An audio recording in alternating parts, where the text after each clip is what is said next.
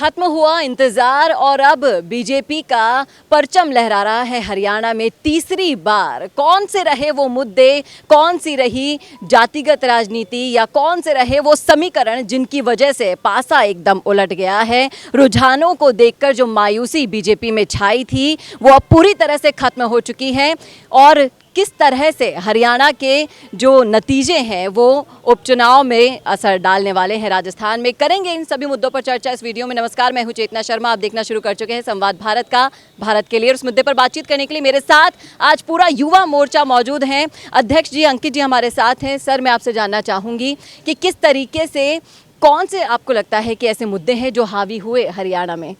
बिल्कुल, भारतीय जनता पार्टी की जो विकास की नीति थी और एक जातिगत जो राजनीति की पूरे देश के अंदर चर्चा होती थी, उसको नकारा है वहाँ की जनता ने। पूरी जनता ने देश के विकास के साथ में है और लगातार जिस तरह से देश के यशस्वी प्रधानमंत्री आदरणीय नरेंद्र मोदी जी के नेतृत्व में हरियाणा की सरकार काम रही थी, जनता ने मैंडेट देकर ये सिद्ध कर दिया है कि वहाँ की जनता भारतीय जनता पार्टी के विकास के साथ में है।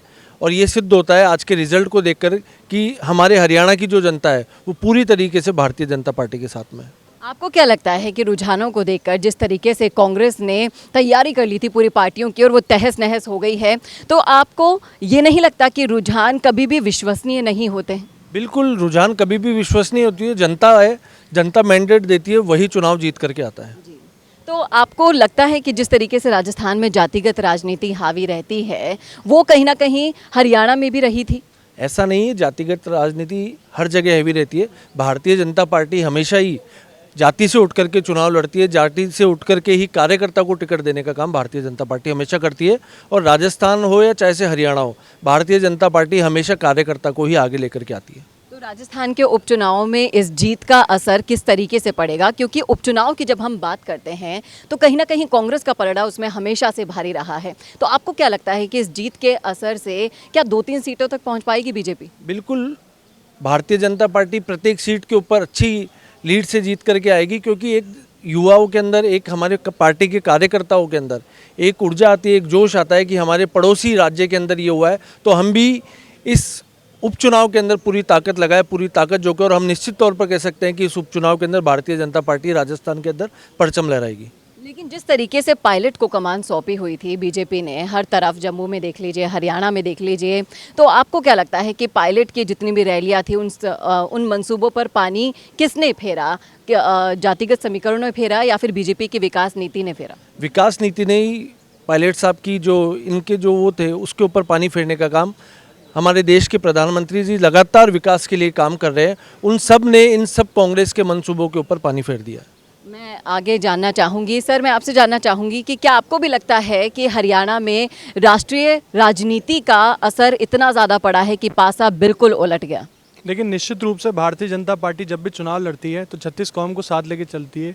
और देश की राजनीति हो चाहे प्रदेश की राजनीति हो, भारतीय जनता पार्टी हमेशा से विकास की नीति को आगे रखती है। भारत के यशस्वी प्रधानमंत्री आदरणीय नरेंद्र मोदी जी की नीति है कि किस तरह से हरियाणा का 10 साल विकास हुआ, उसी की वजह है कि आज हरियाणा में भारतीय जनता पार्टी की प्रचंड बहुमत से सरकार बनी है।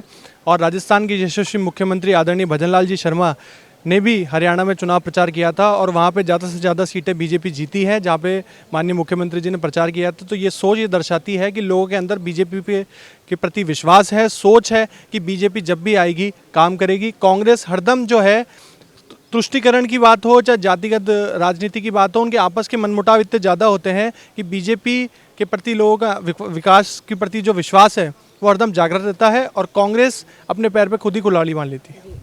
मैं आपसे ये भी जानना चाहूँगी कि जिस तरीके से हम बात करते हैं राजनीति की, तो जब राजनीति के अंदर इतने सारे उपक्रम रहते हैं, हनुमान बेनीवाल को आप देख लीजिए, जिस तरीके से उन्होंने राजनीति को अलग तरीके का रुख दिया है। आपको क्या लगता है कि उपचुनावों में कहीं ना कहीं जितने भी समीकरण बन रहे हैं बीजेपी के लिए वो बूस्ट हो जाएंगे? जिस तरीके से पेपर लीक मामले हैं, एसआई भर्ती मामला है, इन पर जो धीमी कार्यवाही है वो कहीं ना कहीं बीजेपी के लिए माइनस पॉइंट बन रही है।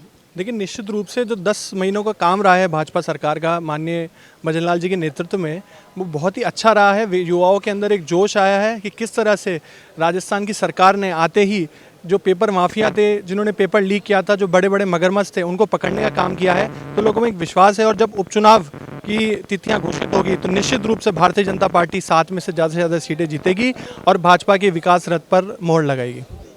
तो देखा आपने, हर युवा में, कार्यकर्ता में जोश भर दिया है हरियाणा की जीत ने। कहीं ना कहीं जो मोराल डाउन हो रहा था वो अब बढ़ चुका है, एक जोश आ गया है, उत्साह आ गया है, उमंग आ गया है और उपचुनाव में जीत दर्ज करने का वो मादा भी आ गया है जो कहीं ना कहीं डाउन हो रहा था। इस तरह से हरियाणा की जीत ने सारे समीकरण बदल डाले हैं। अब राजस्थान उपचुनाव में इसका कितना फ़र्क पड़ेगा ये तो आने वाला वक्त बताएगा, लेकिन आप ज़रूर बता सकते हैं। अगर आप भी इस मुद्दे पर अपनी राय रखना चाहते हैं तो कमेंट बॉक्स में लिखिएगा और देखते रहिए कैमरामैन करण शर्मा के साथ चेतना शर्मा, संवाद भारत का, भारत के लिए। I will be the vibrant spokesperson bringing your message to life. Hello and welcome to MyGig. I can be your first go-to spokesperson for all kind of promotional videos and I'm thrilled to be your voice. I can be your storyteller or your brand face that brings your message to life. With a background in acting and modeling, I can play different roles or take up any character that syncs with your requirement and bring authenticity to your video. From script writing to shooting in a natural background or on green screen, from premium edit to timely delivery, I am here to help you out in everything. My video characters can connect with your audience and instantly to convey your messages effectively and to leave a lasting impression. So do not wait anymore. Order now and reach out to me on Fiverr and feel free to ask anything before ordering. Thank you.